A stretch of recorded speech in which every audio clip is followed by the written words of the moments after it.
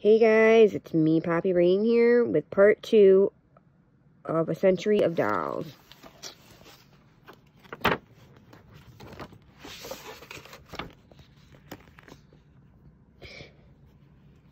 This poised French bisque lady seems to take such delight in her collection of Victorian valentines, which epitomize the decorative complexity popular in that era. Her gaze is so compelling that it draws our eyes away from the fine touches of craftsmanship that make up the rest of her face. A closer look reveals that the blush of her cheeks, the outline of her lips, her eyelashes, and eyebrows are all painted by hand with deft, light strokes. Look again, and you will notice that her eyebrows are not quite identical, just as no living human's face is precisely symmetrical. For those who have not already guessed the identity, Tete Jameau is stamped in red at the back of her neck. Her wig and pink satin assembled with ruched trim is new. Though skillfully made in a turn-of-century style, when a wonderful doll such as this outlives her original clothing, it seems only right to replace it in high style. However, fetching the bisque face doll, makers also needed to be concerned with the type of body for the doll. Stuffed cloth would be the least expensive, but was not particularly strong and did not provide much flexibility for posing. French fashion dolls often had white or pink kid bodies with gusset joints. Some, from about 1870, had carved wood bodies, which allowed for both strength and full complement of joints, but were costly to produce. In the late 1870s, composition ball-jointed bodies became the norm, the pale beauty illustrated here. From the French company Jules Steiner, jauntily hold the original parasol, showing her typical composition arms. Composition is a catch-all word for many types of composite materials, but in doll terms, composition usually indicates a moldable amalgam, quite like paper mache. The individual parts of limbs would be made separately, then strung together with cord.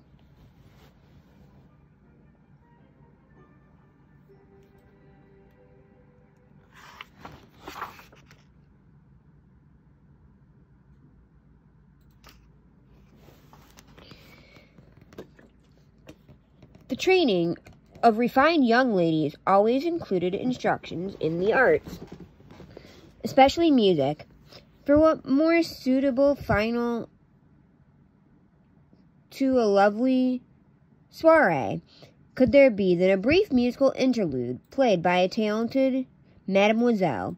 In fact, the phonograph was already well developed by the end of the 19th century. The ever-ingenious Maison Jameau even concealed small phonographs in the torso of some of their dolls. The attentive pupae, French for doll, pictured here has the characteristic broad face of Jules Steiner doll. She is in C6. The C identifies a series of molds that Steiner used. The 6 is a size number.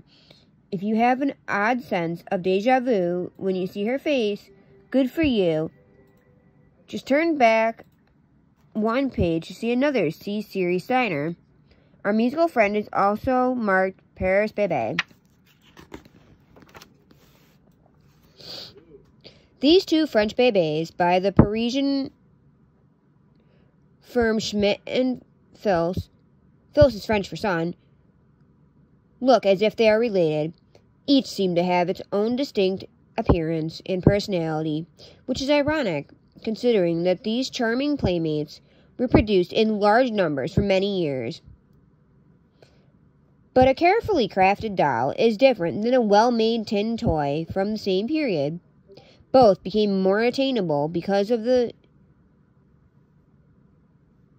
burgeoning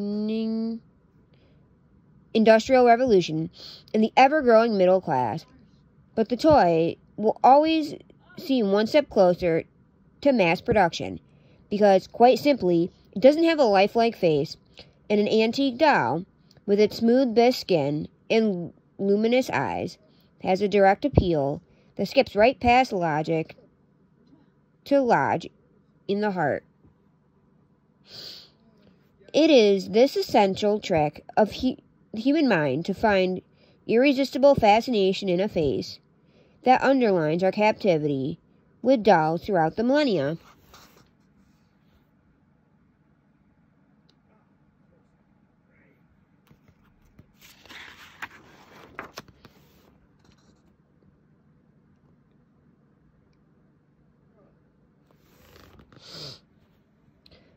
The subtle inward gaze of this blue-eyed beauty is typical of Bebe's, made by Bru. Her body, however, is unusual. Notice that her head is cocked slightly to one side.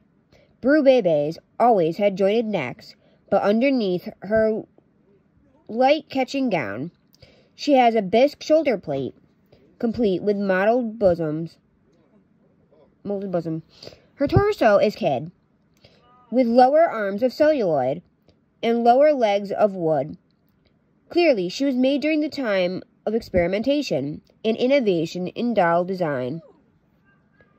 The various doll companies were eager to display these innovations at the international trade expositions. In the hopes of winning awards, they could then trumpet in their advertisements. Bru, owned by H. Chevrolet, won no fewer than 10 gold medals between 1885 and 1889. The firm also patented numerous designs, including Bebe Tetier, Nursing Baby, and Le Dormeur, the Sleeper, as well as supposedly unbreakable molds. Brevet, or its abbreviation BT, French for patent, are marked often found on French dolls. The late 1800s was a time of extraordinary invention, from the telephone to the electric light bulb. Although many proved less enduring, new ways of mechanically reproducing music were much sought after, especially devices where one could easily change the tune. Then current Swiss methods of making music boxes were very time-consuming, and only a small number of tunes were permanently installed on each roll. That may be why this bevy of French bebés is clustered around the very latest in mechanical music. German-made Polyphone from about 1905 that plays interchangeable metal discs. Have you already tried to identify these faces from left to right? They are Jumeau, Jumeau, Bru, Jumeau, and Bru. And the last one has her dimpled bisque hand on the crank of the music box, showing its careful molding and silky smooth bisque. You may want to turn back to a page to compare this design to the hand of the dreamy Bru in plate 15.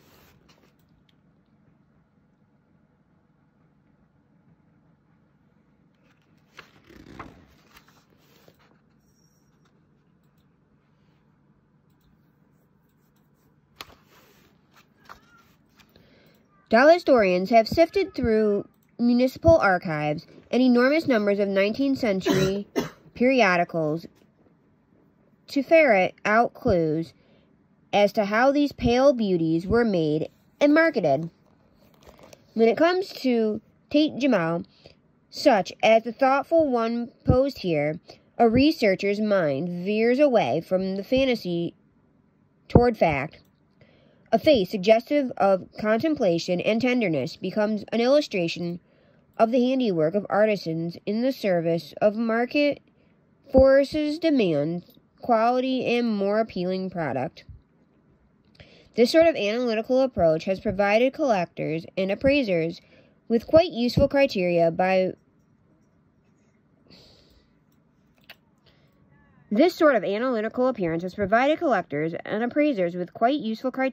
which to judge dolls from the late 1870s. When Emile Jameau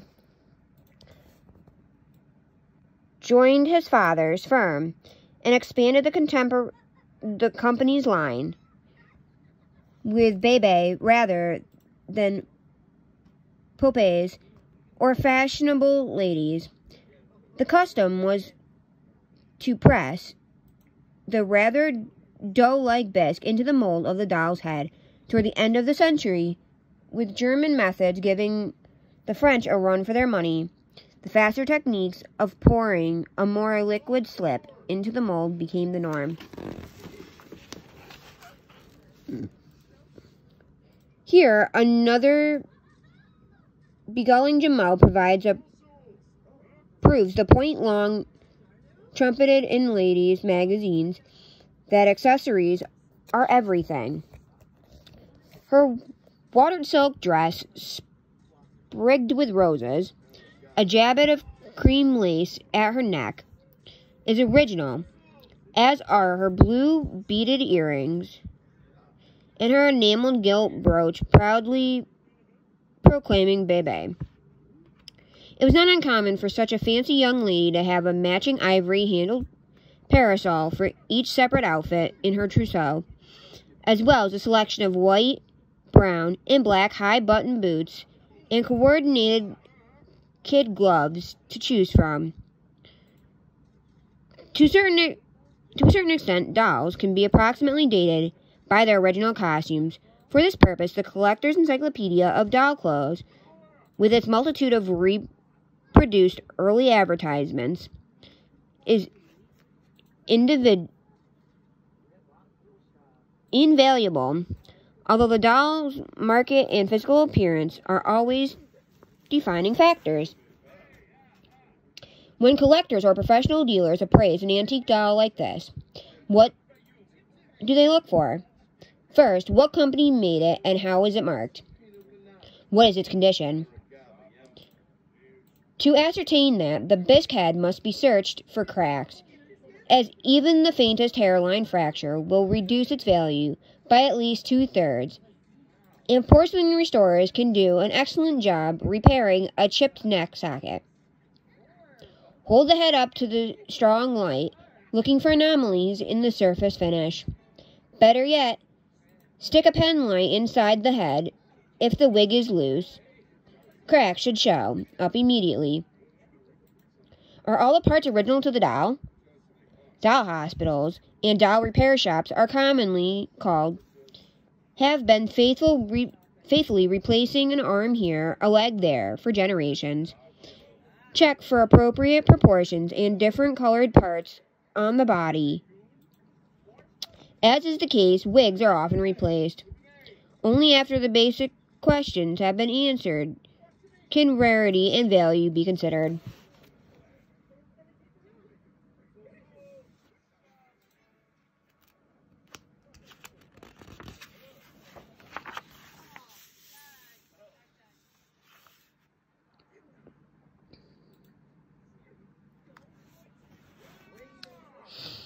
Not much is known about Rabouille and Delfeue, the Parisian doll maker, to which credit goes for the pensive harpist, who is incised RD3 on the back of her neck. At 25 inches in height, she is fairly large bébé. It was custom for European doll firms to offer each model in a range of sizes, usually from about 10 inches to about 3 feet tall. A little girl could also choose a doll with luxurious clothes, merely fancy clothes, or a simple lace-trimmed slip called a chemise, and then practice their stitchery by making clothes herself. There was thus a doll to be had for almost every budget. The German pupilles tended to be less expensive, while the lavish bed-checked French ones could be outrageously costly, especially when they came equipped with several different silk satin dresses. Undoubtedly, this particular young lady would have been on the expensive side.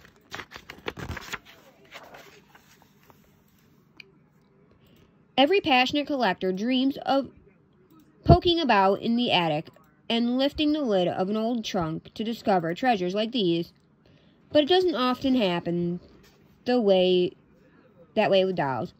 Because of their original expense, early bisque dolls were considered treasures right from the beginning. A doll would often be named by her lucky young owner and played with gingerly, even infrequently, to protect the fragile bisque. She was likely to be passed down to the next generation as a highly prized memento. Even dolls who were played with so much that they fell apart, the cord strung through all the body parts was apt to break, would be carefully gathered and kept in a safe place until the time came for the disorganized jumble to be ceremoniously carried off to a doll hospital for restoration.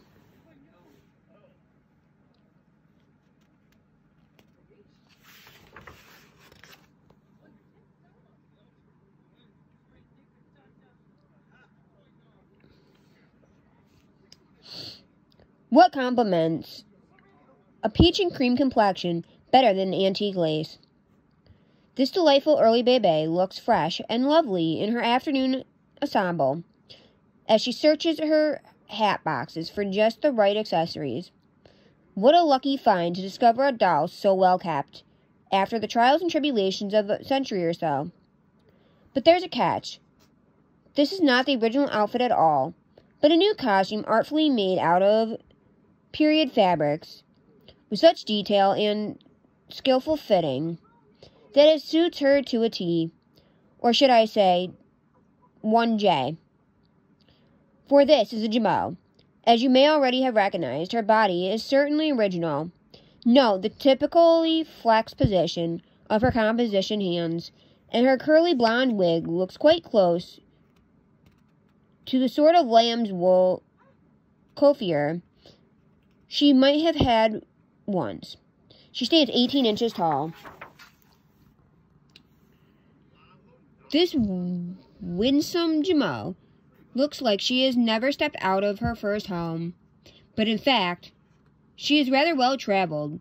Sometime before the turn of the century, she was shipped over to the United States from France, perhaps to be sold at one of the great department stores of the day, such as R.H. Macy's or F.A.O. Schwartz, where she spent the next 7 or 8 decades in lost information. Decades is lost information. But one thing is certain, she was very well cared for.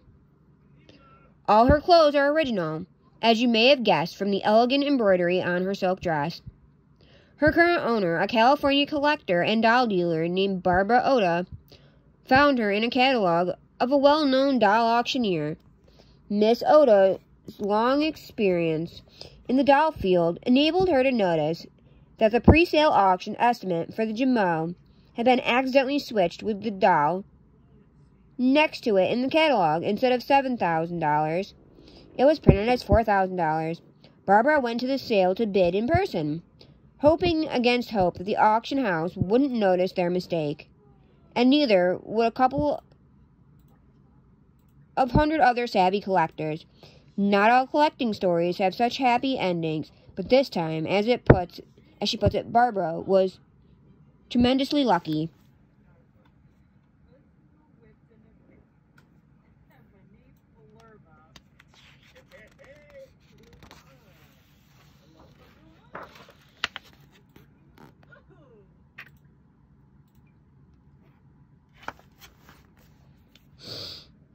Just a last glance in the mirror, and another pretty Jummo is ready for her afternoon outing. Comparing with her preceding Jummo Bebe, you will notice a few key variations. Notice that her flounce dress, with its peach satin bow, is a new one. Her wrists are jointed, and her mouth is open, with a delicate row of straight little teeth. In details like these, you can detect the enormous competitive pressure on the French doll makers from their increasingly successful German counterparts, who were adding more realistic detail to their dolls at a steady pace. Open-mouthed dolls who seem so alive as if they were about to engage you in conversation were once thought of as an improvement. So open mouth became a standard feature. Millions upon millions were produced. Ironically, a century later, their open mouths marked them more common to devoted collectors and thus less valuable in today's market. Guys, this is where I'm going to leave you for now. And we will do a part 3. And probably a part 4. Because I don't think I'm going to be able to finish this in 3 parts. Because there's over 100 pages. And we're only on page 48. So I will catch you on the flip side. Bye, guys.